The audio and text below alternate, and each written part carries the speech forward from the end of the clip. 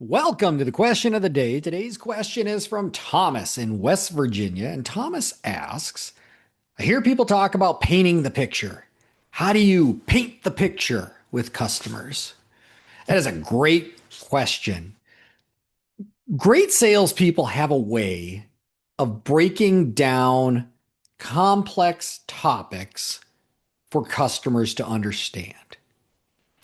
There's a graph that I draw often, right? It's a simple bell curve, really. Like if you had a sampling of customers, there's going to be a majority in the middle of the bell that they don't know about your product. This isn't their day to day. They don't do this every day.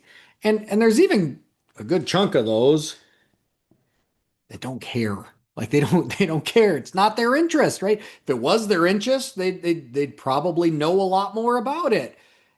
It's a lot like me with IT. I feel like I'm pretty technical and I get it and I can function in my daily life, but honestly, I don't care a whole lot about it. I'm not building computers in my spare time. I'm not a subscriber to PC Monthly or anything like that. It, I know enough, but I really don't know and I don't care, right? And so my point with all this is there's a small percentage on that left-hand side at the beginning of the bell curve. It's a small percentage that do actually know or care. And so really what our focus needs to be on as a salesperson is we need to focus on those customers that don't know and they don't care. And so we have to break it down into simple concepts for them to understand. And basically, it comes down to this words. We communicate in words. So the words that you pick have to create pictures. Those pictures create emotions. And those emotions are what cause actions. And so the thing is, our minds don't see words though. Like when I speak words to you, you're not picturing the words in your head. You're picturing pictures. And so the words we pick have to create the right pictures. So if I said, for example, picture a mountain. Every one of you right now pictured a mountain in your head. But if we were able to print those out, if we were able to hook all of our brains up to a printer and print that picture of the mountain, every mountain would be very, very different. But if I got more specific and intentional in my wording, if I said, I want you to picture a mountain, a rocky mountain, like one you would see in the Rockies in the middle of the United States. I want you to picture the bottom half being very rocky, and then about halfway up, snow starting, and the very top of it being snow capped.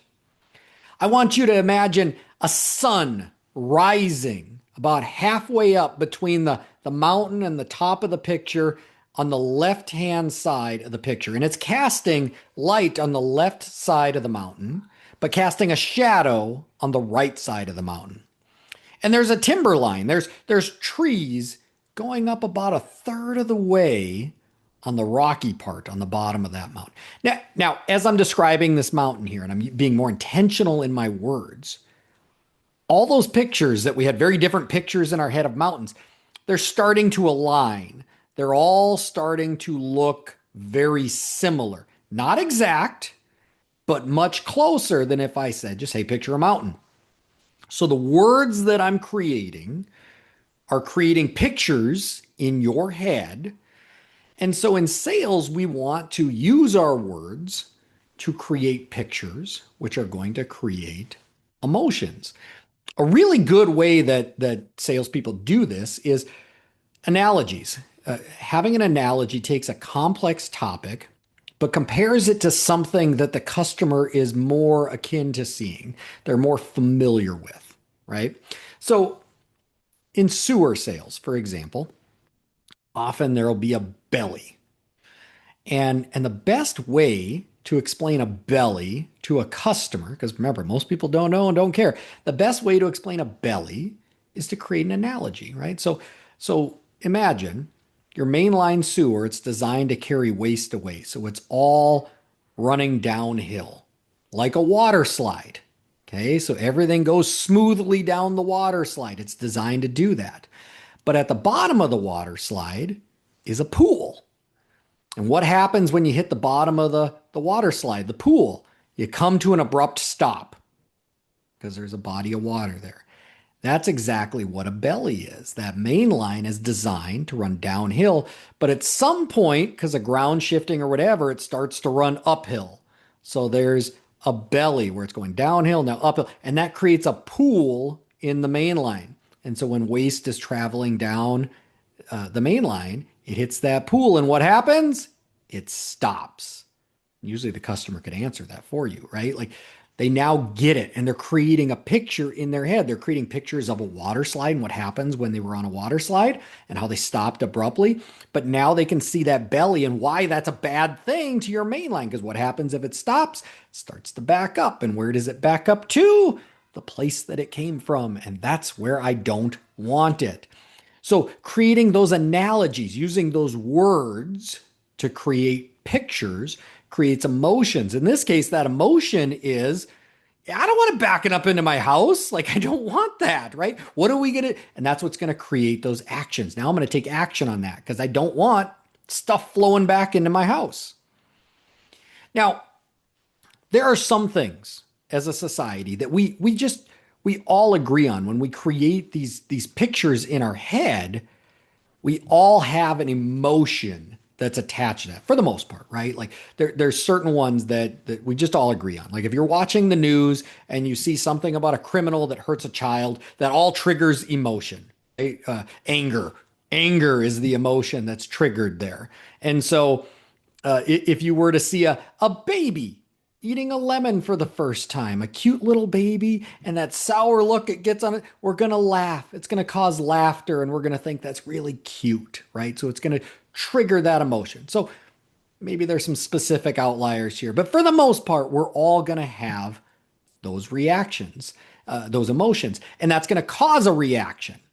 Okay. So in the case of the criminal, we're watching the news, the criminal that hurts a child, right? That causes that anger. We're going to throw our fist in disgust. We're going to turn the TV off. We're going to say something to the person in the room. Like it's going to cause some kind of action, right? If it's the baby, we're looking at the baby and it's going to cause us to smile. It's going to cause us to pick them up. It's going to cause us to laugh. There's some kind of action that is tied to that. So the words created pictures, created emotions, which then led to actions.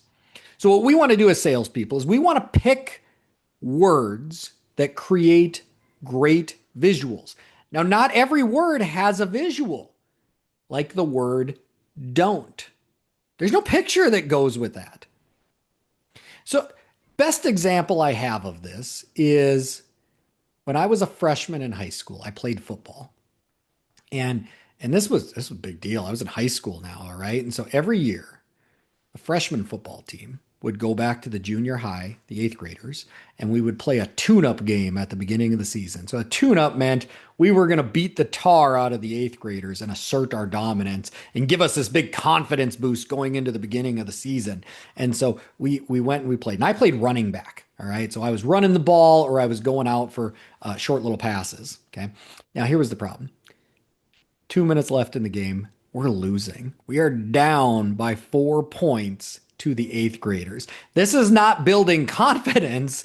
This is creating a lot of doubt and is probably going to tank our entire season here. So we got to figure out how to get a win and at least get out of here with our tail between our legs. Okay. So there was one play that worked the entire time when when we were running it, and it was like a 5 yard little out. Me as a running back, I would run a 5 yard little out where I would like run through the line and then either turn to the right or turn to the left, and I'd always be wide open. They would throw me a little ball, throw me the ball, and we would get a little gain, and we would kind of dink and doink our way down the field. And so the plan was we were just going to keep running that play to try to get a win here because that was working, right?